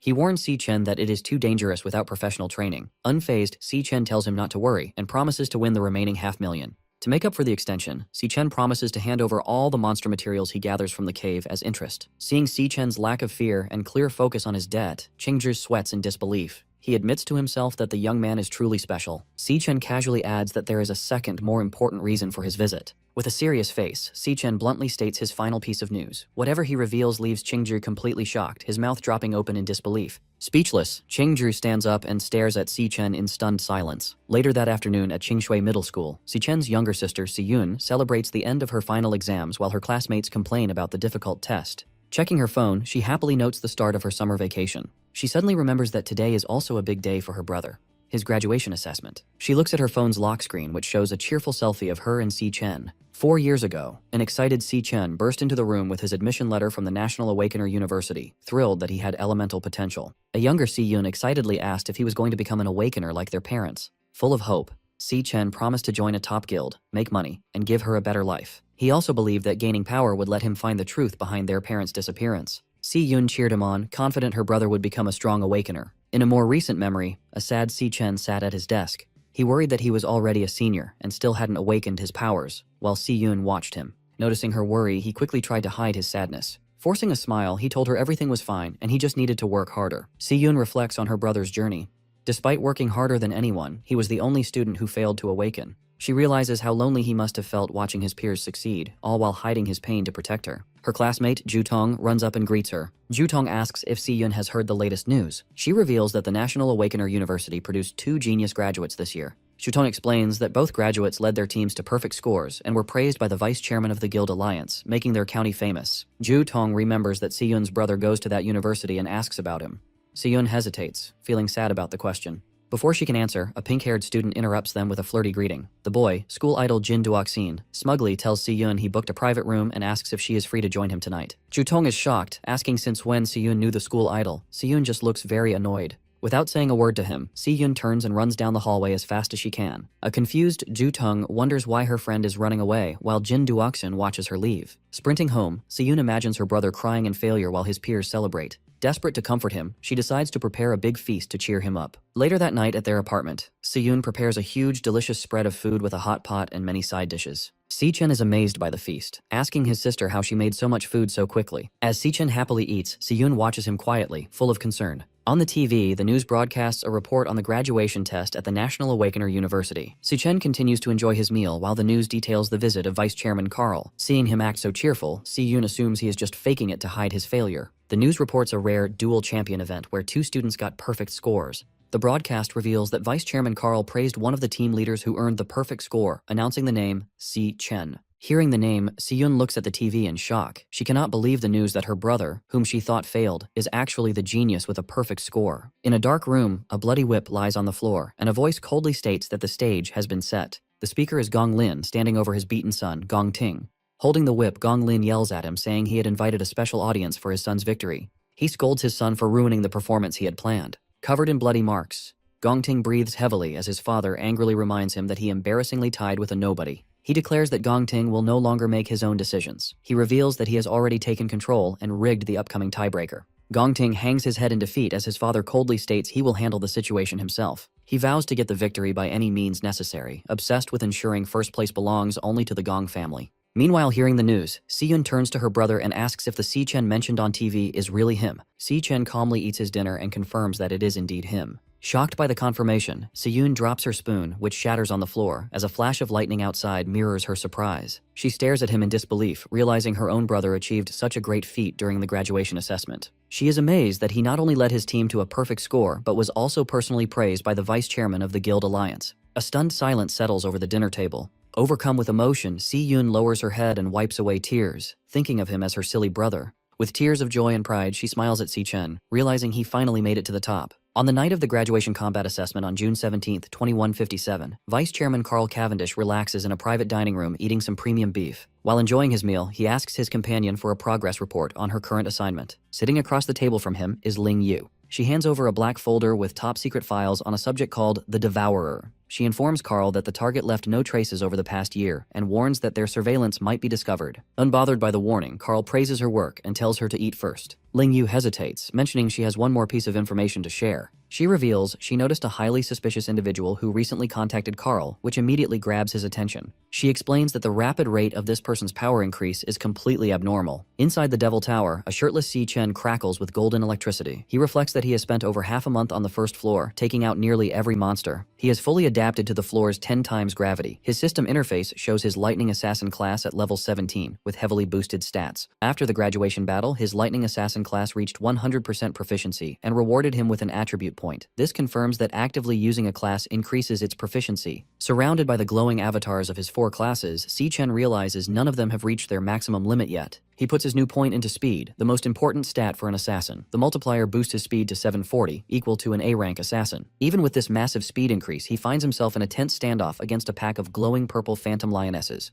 His main problem is the floor's lord, a massive phantom lion king, which he has been unable to hit. As 2 lionesses lunge at him, Si-chen activates his divine flash skill, transforming into golden lightning to meet them. He notices the Lion King's strange abilities. Whenever he finds an opening to strike, the creature instantly vanishes before the attack lands. He analyzes the pack's combat patterns. They adjust their positions rapidly, but 2 lionesses always fight in close combat while 2 stay on standby. The Lion King also constantly maintains a safe distance from him. Seichen narrows his eyes in frustration, realizing the Lord refuses to fight directly. Staring down the massive beast, Seichen wonders what kind of combat class this evasive Lion King possesses. As a phantom lioness charges, Seichen counters and thrusts a powerful bolt of lightning directly into its mouth. Just as he is about to land a fatal blow, the creature vanishes in a flash of pink light, leaving him frustrated. He figures out this teleportation ability isn't limited to the Lord. The lionesses also vanish when he tries to finish them off. A spatial portal opens, allowing the targeted lioness to safely reappear next to the Lion King. The pack's strategy becomes clear. The moment he pauses, another lioness lunges forward to bait his attacks. Determined to break their coordination, Seichen channels Golden Lightning and unleashes a rapid flurry of slashes. However, the beasts keep vanishing before his blades connect. The pack strictly maintains its formation, teleporting back to the Lion King whenever they are in danger. The lionesses force Seichen to constantly block their glowing claws. Every strike from Seichen meets the same result as the lionesses vanish to evade damage. They flawlessly rotate attackers through the portals, keeping a fresh beast on the assault. Seichen continues to strike the lunging beasts, but the cycle persists as they vanish at the exact moment of impact. The lionesses continue their endless loop of attacks, forcing Seichen into an exhausting battle. Sweating from the relentless pace, Seichen glares at the Lion King, realizing the Lord is purposely dragging out the fight to toy with him. Leaping into the air to evade a beast, he wonders why he is stubbornly trying to beat teleporting enemies using only speed. Deciding on a new tactic, Seichen opens his system interface and initiates a class switch, enveloping himself in freezing blue energy. As ice forms over his body like armor, he reasons that if the Lion King avoids direct combat, he doesn't need to use a close combat class. The transformation turns his hair white and his eyes glowing blue. He resolves to use the Mage class to shut down the beast's evasive tactics. The system confirms his class switch to the level 17 Cloud Mage, Frostbone Skeleton King. Standing tall with an icy crown, Seichen prepares to use his area of effect spells to control the battlefield. Now in his level 17 Cloud Mage class, Frostbone Skeleton King, Seichen floats high above the battlefield and unleashes a wide-scale spell called Frost Spike. A heavy barrage of ice spikes rains down, causing massive explosions that force the phantom lionesses to scatter and retreat. Observing the chaos from above, Seichen notes that while mages might be weak in close combat, their long-range attacks allow them to completely dominate the battlefield. He targets the Lion King with a concentrated shower of falling ice spikes. Just as the attack is about to hit, the beast uses its spatial ability to vanish. The Lion King emerges from a portal a safe distance away, easily dodging the strike. As the Lion King regroups with the other lionesses, a massive, swirling vortex of icy energy suddenly surrounds them, trapping the entire pack. Seichen notes that by forcing the beast into his kill zone, he has stopped their hit-and-run tactics. Sensing danger from above, the panicked Lion King looks up to see Seichen creating a giant sphere of freezing energy called a Frost Blast Bomb. Seichen coldly states that there is nowhere left for them to hide, leaving the shocked Lion King to let out a desperate roar. Seichen throws the massive ice bomb downward, detonating upon hitting the ground. The impact covers the entire area in a blinding flash of white light and freezing energy. When the light clears, the devastating power of the spell is shown, leaving the Lion King and its pack frozen solid within jagged pillars of ice. With his targets completely trapped, Seichen does a rapid class switch, summoning a glowing pink sword into his hand. His eyes glow blue as he confidently declares that the battle on the Dreadspire's first floor is finally over. Using his Stellar Warrior class, Seichen leaps toward the frozen targets and unleashes a heavy downward strike called Triple Cataclysm.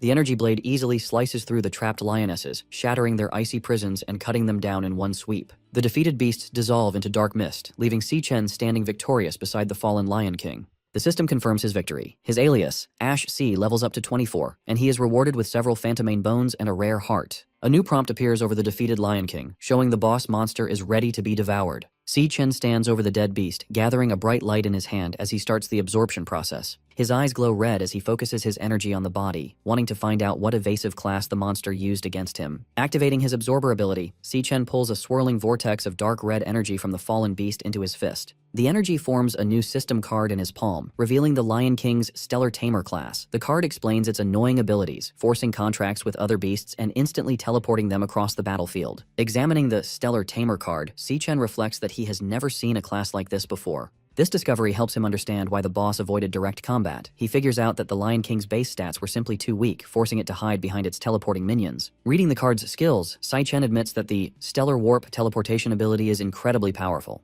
He also finds the Stellar Pact ability interesting, though it relies heavily on intimidating the target into submitting. He realizes that to get a contracted beast of his own, he will need to use a very aggressive and terrifying approach. Suddenly, the starry void around him shatters into blinding light, catching him off guard as the environment changes drastically. The illusion breaks completely, revealing the Dreadspire's true first floor, a vast, hot desert of rolling sand dunes. Looking at the barren wasteland and giant skeletons scattered across the sand, Si Chen wonders what disaster caused such destruction. A crackling sound draws his attention to a nearby dune. A vertical rift expands into a fiery portal, signaling that the gateway to the second floor is officially open. Just as he prepares to move, a hostile glare and low growl from the shadows behind him make him quickly turn around. He traces the glowing pink eyes to a large ribcage buried in the sand. Hiding inside is a fluffy lion cub, fiercely growling despite being bound by magical chains. Si Chen is genuinely surprised to find that one little lion managed to survive the battle. Assuming it is the final remaining enemy, he forms a lightning dagger in his hand and prepares to finish the job. As he approaches the hiding cub, he realizes a crucial detail. Since the cub didn't disappear when the Lion King died, it must not be one of the boss's contracted minions. Looking closer at the chains wrapped tightly around the small creature, Si Chen wonders if the Lion King had kept the cub imprisoned there against its will. Staring down at the bound cub, Si Chen gives an intimidating glare, leaving the tiny creature completely terrified. Instead of attacking the cub, Si Chen quickly swings his dagger to shatter the magical chains holding it captive. Freed from its bindings, the little lion falls safely onto the sand. Si Chen turns away, calmly stating that he is giving the cub its freedom back. As he prepares to leave, Si Chen asks the cub if this ruined place used to be its home. The tiny lion shakes off the dust as it watches him. With a sympathetic look, Si Chen reflects on the tragedy of watching loved ones die and seeing everything you care about destroyed. The cub stares at him as Si Chen admits he knows exactly what that pain feels like. Walking toward the portal, Si Chen advises the cub to stay alive and keep moving forward, announcing it is time for him to head to the next floor. Suddenly, a glowing system interface appears beside his face showing a beast contract request. Since the beast started it voluntarily, the success rate is 100%. The contract also unlocks 2 passive skills, sharing experience to boost stats, and letting Si Chen see through the beast's eyes if it is in danger. Si Chen stops and looks back, genuinely surprised by the unexpected prompt. The white cub sits on the sand, looking up at him as the system identifies it as Lion King Leo and asks if Si Chen accepts the creature's request to become his contracted beast. Si Chen looked at the small lion cub, Lion King Leo, asking if it truly wanted to accompany him. The cub answered with a resolute roar. Standing before the fiery portal, Si Chen explained his plan to ascend the Dread Spire, warning that the monsters would only grow more dangerous. He cautioned the cub that it could die, asking for final confirmation. Leo responded with another fierce roar. Seeing the cub's resolve, Si Chen accepted its decision. Their eyes glowed with a bright pink pentagram. The system announced that the contract was accepted, officially establishing their pact. The system displayed the Stellar Tamer class and Stellar Pact ability, which allowed forced contracts based on deterrence, but the beast would die if the master perished. 2 passive skills were activated. One boosted the beast's stats and shared its experience, and the other granted the master the beast's vision if it was in danger. Finally, Stellar Warp unlocked, allowing him to teleport to or summon the beast. With their bond formalized, Si Chen smiled and declared it was time to move. The energetic cub bounded alongside him. Approaching the vortex of flame, Si Chen gave Leo one rule. During a fight, its only focus was to survive. Si Chen then stepped through the fiery threshold. They emerged onto a rocky cliff in a vast subterranean landscape filled with molten rock and pillars of liquid fire. Sweating heavily, Si Chen remarked on the scorching heat, feeling as though the intense temperature could melt him. As they explored, Leo peered over a molten chasm. Si Chen admitted he had no idea what to expect, but a disturbance near the lava suddenly startled the cub. A blinding light erupted. Si Chen's instincts flared, his eyes glowing red as he instantly sensed a massive threat. Before he could brace himself, a devastatingly fast attack blasted straight through his chest. Si Chen bolted upright in bed in the real world, gasping and clutching his chest. He realized he had been instantly killed before seeing his attacker, baffled by its nightmare-level power. Still trembling from the phantom shock of death, he wondered what kind of monster lived on the tower's second floor. His dread was interrupted when his sister, Si Yun, called from outside his door that breakfast was ready. At the table, Si Chen stared at a lavish breakfast of ramen and fresh fruit. He told Si Yun, who was packing her bag, that she had made too much food. Munching on toast, Si Yun instructed him to wash the dishes and reminded him to hang the laundry later. Watching her put on her sneakers, Si Chen asked where she was rushing off to on her summer break. She replied she was heading to a summer job. Concerned, Si Chen reminded her that he was handling their finances and she didn't need to work. Si Yun smiled, explaining that with his recent success, she refused to be left behind. She added that doing nothing all summer sounded terrible, then cheerfully reminded him to do his chores and left. Following his sister's instructions, Si Chen washed the dishes and hung the wet laundry in the living room. Finishing his chores, he reflected that his sister had always been like this. Looking at a framed photo of them, he admired how tough and unshakable she remained. Ironically, even though she wasn't an adult, he often felt she was the one looking after him. His thoughts darkened toward his looming responsibilities. Once his school affairs were settled, he had to confront the Demon King Wrath. This battle would keep him away from Si Yun for a long time. Recalling her smile, he admitted she was the only person he couldn't stop worrying about. Suddenly, an idea struck him. Pressing his fingers to his temple, he wondered if a certain experiment might work. His eyes glowed pink as he channeled his abilities. A portal materialized, and Lion King Leo tumbled out, landing safely in the room. Si Chen stared in disbelief. He was amazed he could pull his contracted beast out of the Dreadspire and into the real world. The energetic cub quickly made itself at home, darting around the living room and playfully shredding tissues. Looking at his system interface, Si-Chen formed a plan. He could command Leo to protect his sister during his absence. Thanks to his passive skills, if she was in danger, he would share the beast's vision and teleport to her rescue. Knowing Si-Yun adored animals, he recalled her happily petting strays. Watching his beast, Si-Chen smiled, confident that gifting her a little lion cub was a perfect idea. A loud crash from the kitchen interrupted his thoughts. Startled, he went to investigate. Hoping Si-Yun would like her new pet, his confidence evaporated when he saw the kitchen. The cub had caused absolute chaos, shattering plates and gnawing on the faucet. Outside in the city at sunset, a surge of dark energy destroyed a security camera on a utility pole, leaving the area unmonitored. Beneath it, a bleeding man clutched an ice blade and retreated in terror. He pleaded with his unseen attacker as a massive demonic claw manifested before him. The demonic claw lunged forward, brutally impaling the man through the chest. His eyes widened in horror as glowing crimson tendrils hoisted him into the air. A terrifying system interface appeared, displaying a loading bar that coldly indicated the man was being devoured. Elsewhere, an exhausted Si-Yun walked home with bags from her summer job. She sighed in relief, her feet destroyed from the bubble tea summer rush. Her route took her into a dim underpass. Unbeknownst to her, she walked directly beneath the recently destroyed security camera. As her footsteps echoed, a sudden presence made her stop. She turned in surprise as someone from the shadows coldly announced that she was finally there. Waiting in the dark underpass, Jin Duoxin holds a large bouquet of red roses, showing he has been waiting a long time for her. He steps into her path to offer the flowers. He mentions she left school too fast to hear his invitation, adding that he booked the entire top floor of Purple Peak Tower for them tonight. Looking at the flowers, Si-Yun asks how he knows her address. Jin Duoxin proudly credits his father, the city hospital director, saying finding such minor details is easy for him. Unimpressed, Si-Yun coldly replies that they are from different worlds. She tells him not to look for her again and walks away. Annoyed, Jin Duoxin grabs her arm to stop her. He complains about the effort it took to book the venue and angrily asks if she really plans to stand him up and humiliate him in front of his guests. Si-Yun glares at him, saying she doesn't care about his reputation. She then calls him out, telling him it is creepy that he stalked her all the way home. Triggered by being called creepy, Jin Duoxin loses his cool. With a dark expression, he threatens her, warning that she doesn't know who she is talking to or what he could do. Before he can finish his threat, Si-Yun swiftly counters and delivers a hard headbutt to his face. The impact sends him crashing to the ground, crying out in pain as he holds his bleeding nose. Standing over him, an angry Si-Yun yells at him to get his head checked at his father's hospital. Fuming, she walks away, warning him to stay away while complaining that his pathetic stunt ruined her day. Later that evening at her apartment building, a warm light shines from her family's window, offering a stark contrast to the dark alleyway. Upon arriving home, Si-Yun is amazed when she is given the fluffy white lion cub, Leo. Her eyes sparkle with instant adoration. She eagerly snuggles the tiny beast, completely in love, and excitedly asks her brother, Si-Chen, where he found such an adorable creature. Si-Chen introduces the cub as Leo, explaining he is a special gift for her. Overjoyed, she marvels at the fact that she gets to keep a baby lion. As Leo purrs in her arms, Si-Yun notices a strange detail. She wonders why the tiny cub already has a big mane, since normally only adult male lions grow them. She quickly ignores the mystery, declaring she will get him registered in the morning.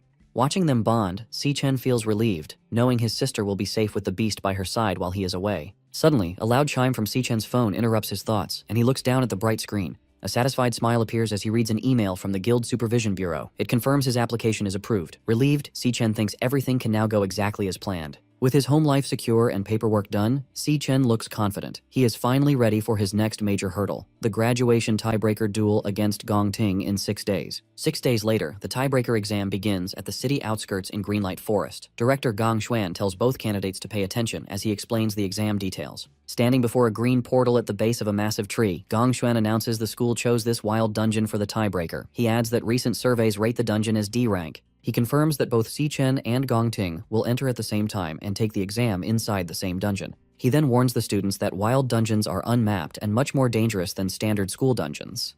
Because of this risk, 3 senior guild members from Easternia will join as examiners. They will enter the dungeon with the candidates to keep them safe and score their performance. The team includes Ivan from the Imperial Guild, Yasmin Kai from the Divine Eye Guild, and Sato Woda from the Silver Guild. Gong Xuan explains that the final scores will be decided by what these 3 examiners see. Meanwhile, a live video feed of the exam is shown in a dark VIP room at the academy. Watching the screen, Gong Lin smirks. He silently hopes the 3 examiners handle their secret deal properly, ensuring a clean job with no loose ends. In the same room, Principal Yuan Long asks Vice Chairman Carl Cavendish why he is still at the academy since his official schedule ended 2 days ago. Carl laughs, watching Si-Chen and Gong Ting on the screen. He replies that nothing is more interesting than this event, admitting he hasn't seen two real prodigies fight in years and refuses to miss it. Pointing toward the green portal, director Gong Xuan loudly declares the official start of the graduation tiebreaker exam.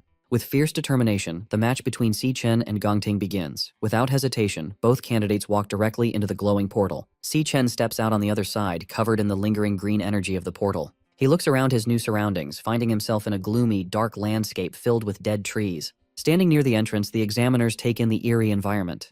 Yasmin notes it looks like a flower-type dungeon. Beside her, Yvonne offers a cigarette to Sato, who shushes him, reminding him they are working and the camera drone is recording. Suddenly, a loud buzzing sound echoes in Si Chen's mind. He looks in shock as a bright red flashing hologram projects from his chest, painting his face in a red glow. The system flashes a large alert, warning him that a highly dangerous creature is nearby.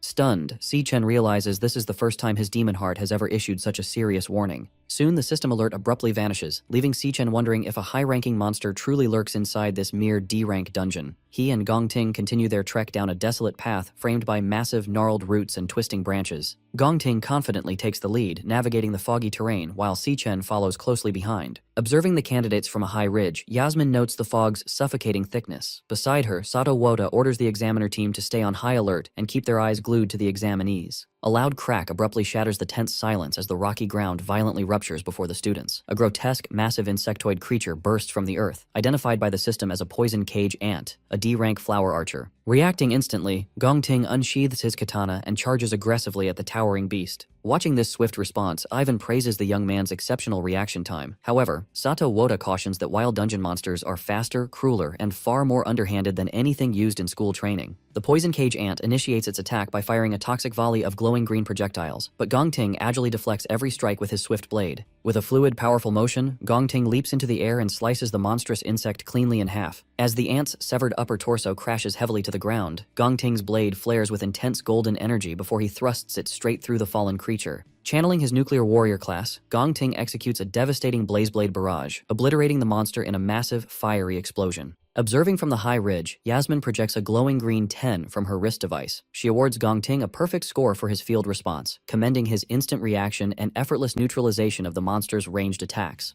Yvonne also displays a perfect 10, praising Gong Ting's combat logic. He notes that severing the venom-launching organ immediately has effectively stripped the beast of its fighting capability. Sato Woda proudly holds up his own 10, awarding top marks for finishing power due to Gong Ting's unhesitating, clean, and decisive kill. As Gong Ting calmly holds his glowing sword, the examiners marvel at his surgical positioning, crowd control, and execution. They agree that maintaining such ice-cold composure against a wild monster is truly exceptional for a student. Sato Woda then directs their attention to Si Chen, who is casually wandering away with his hands in his pockets. Sato heavily criticizes his lack of reaction when the monster appeared, dismissing this apparent disinterest as a complete failure. Gong Ting remains silent, simply staring at his rival's remarkably relaxed and unbothered demeanor. In the VIP observation room, Carl Cavendish and Principal Yuan Long closely monitor Si Chen. Carl casually asks the principal what he thinks the young man is actually trying to accomplish out in the fog. With a knowing smile, Principal Yuan Long deduces that Si Chen is actively hunting for something specific. Down in the dungeon, Si Chen pauses, tapping his foot against a tangled cluster of giant tree roots. He realizes this central spot offers a way to wipe out the entire threat in a single, sweeping move. Golden lightning crackles to life in his hand, forming a bright, jagged dagger. Declaring he has finally found his target, Si Chen ruthlessly plunges the lightning blade straight down into the roots.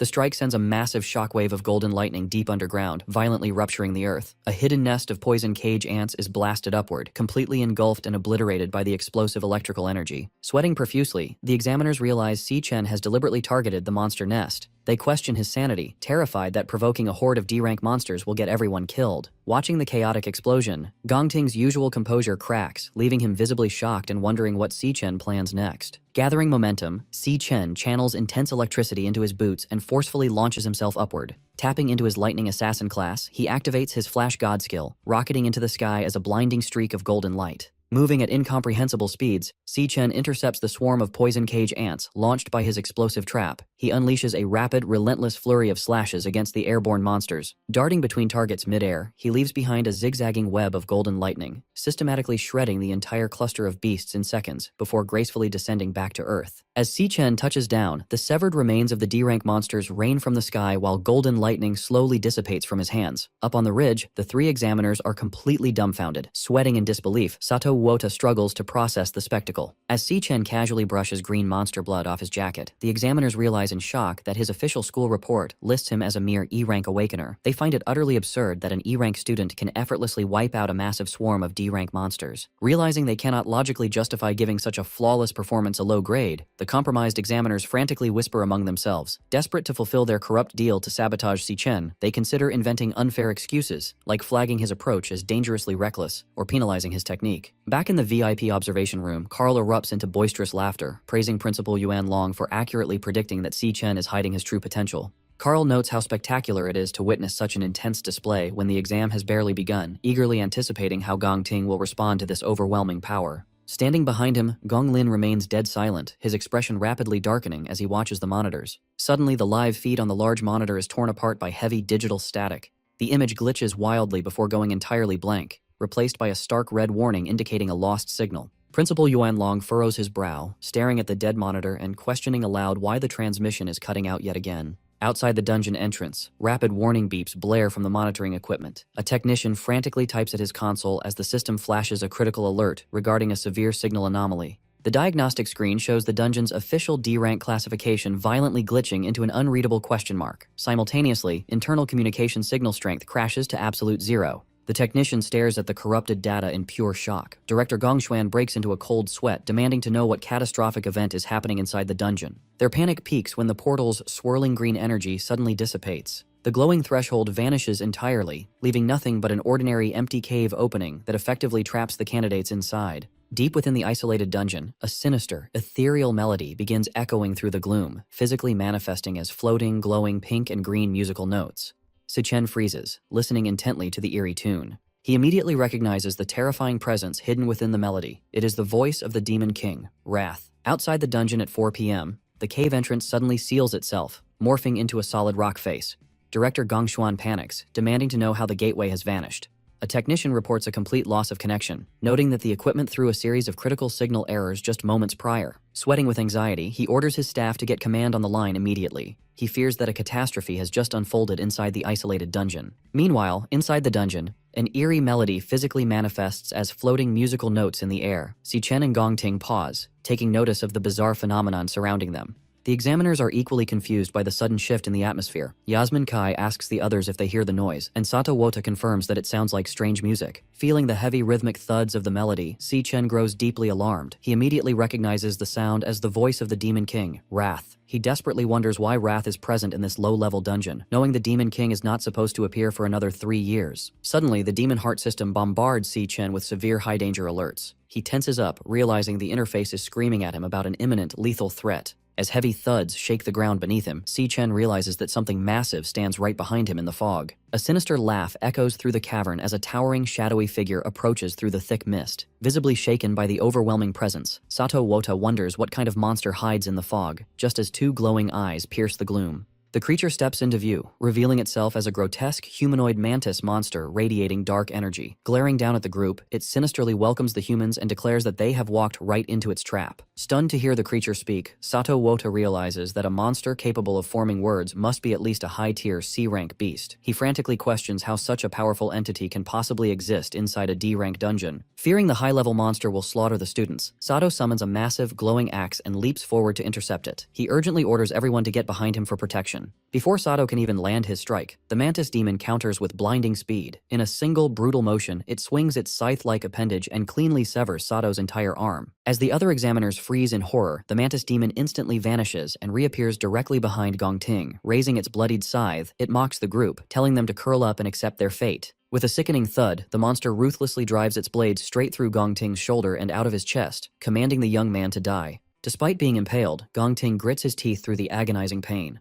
Instead of falling, a fierce, crazed grin spreads across his face. Capitalizing on the monster's close proximity, Gong Ting swings his flaming golden sword down and brutally chops off the creature's trapped scythe arm, leaving the mantis demon wide-eyed in shock. Without missing a beat, Gong Ting follows up with a powerful mid-air kick that launches the crippled beast backward across the rocky terrain. Bleeding heavily from the massive hole in his shoulder, Gong Ting ignores his severe injuries and glares with glowing eyes.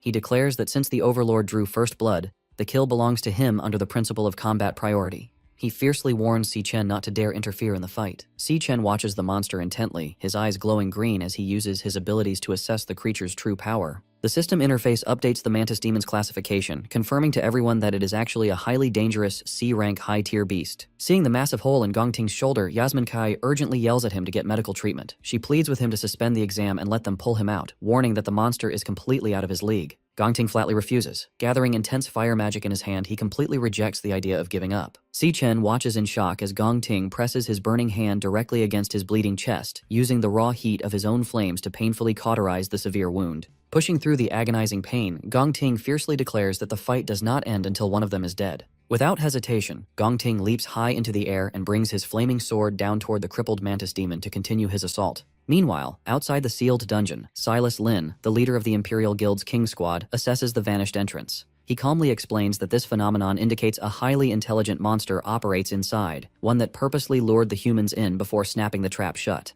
Director Gongshen panics, desperately asking if there is any way to force the entrance back open since the students are still trapped inside. Silas coldly states that there is only one way to make the exit reappear. Someone on the inside must track down and kill the dungeon's overlord. Desperate for a silver lining, Director Gongshuan tries to rationalize the situation. He suggests that since a standard D-rank dungeon caps out at a C-rank overlord, the trapped examiners and students should still have a fighting chance to kill it and escape. Silas quickly shatters his optimism. He reveals that the initial D-rank reading is just a fabricated mask created by the overlord to purposely disguise the dungeon's true, deadly nature. Connecting the clues, Silas deduces that this specific dungeon is the culprit behind the recent string of Awakener disappearances his team has been investigating. He gravely informs a horrified Gongshuan that the trap they stand in front of is actually an extraordinarily dangerous B-rank dungeon. Meanwhile, in the dungeon, the monstrous insect attacks relentlessly with its scythe-like arms. Gongting stands his ground, parrying the heavy blows with his flaming katana. He quickly retreats to evade a sweeping strike. As the beast raises its arm for a devastating blow, Gongting vaults into the air. The creature's attack misses. Its bladed limb buries deep into the ground and becomes firmly stuck. Seizing the opportunity, Gongting declares that he has the monster trapped. With a swift, powerful swing of his glowing sword, he severs the creature's head. The decapitated head tumbles across the rocky terrain as the rest of the group gathers. Yasmin watches in stunned disbelief, amazed that Gongting has managed to defeat the overlord entirely on his own.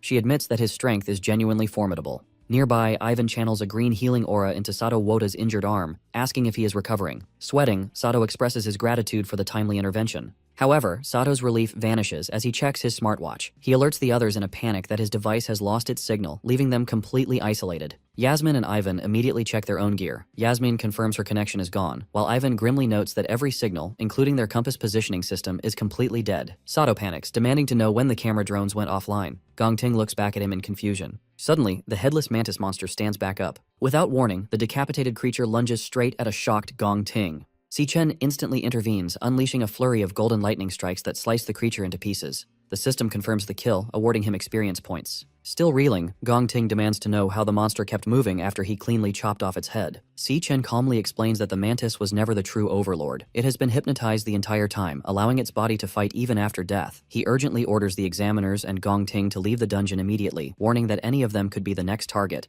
Defensive, Gongting questions how Si Chen could possibly know that. Sato angrily accuses Si Chen of losing his mind, insisting there can only be one C-rank overlord in the dungeon. He argues that the high-tier monster they just fought has to be the boss, as nothing else makes sense. Before Si Chen can argue further, his system floods his vision with critical warnings of a highly dangerous creature. Suddenly, a massive, pulsing wave of psychic energy sweeps through the cavern. Caught in the blast, Yasmin, Ivan, and Sato's eyes begin to glow with a sinister pink light as the true overlord's hypnosis takes complete control of their minds. Realizing his warning has come too late, Si Chen quickly activates a wireless earbud. He immediately recognizes the distinct pulsating sound wave. In his past life, he witnessed the Demon King, Wrath, use this exact frequency to seamlessly hypnotize and slaughter millions of ordinary humans across the globe. He turns to see Yasmin, Ivan, and Sato perfectly synchronized, marching forward in a mindless trance. Convinced that the dungeon's true overlord is directly connected to Wrath, Si Chen coldly resolves to face the creature head-on. As he follows the hypnotized examiners deeper into the dark cavern, Si Chen's system continuously bombards him with warnings about highly dangerous creatures ahead. The group soon arrives at a massive, eerie lair filled with glowing green egg sacs, where towering dark serpents guard a central, cloth-draped figure. Si-Chen remains completely unaffected by the monster's alpha frequency thanks to the counter-frequency audio track playing in his earbud, a precaution he prepared specifically for Wrath. However, knowing the unprotected examiners could drop dead from the mental strain at any second, he decides to kill the Overlord immediately. The sinister entity senses their arrival, its voice echoing through the cavern as it hungers for their fresh flesh. Si-Chen glares back coldly, ready to fight.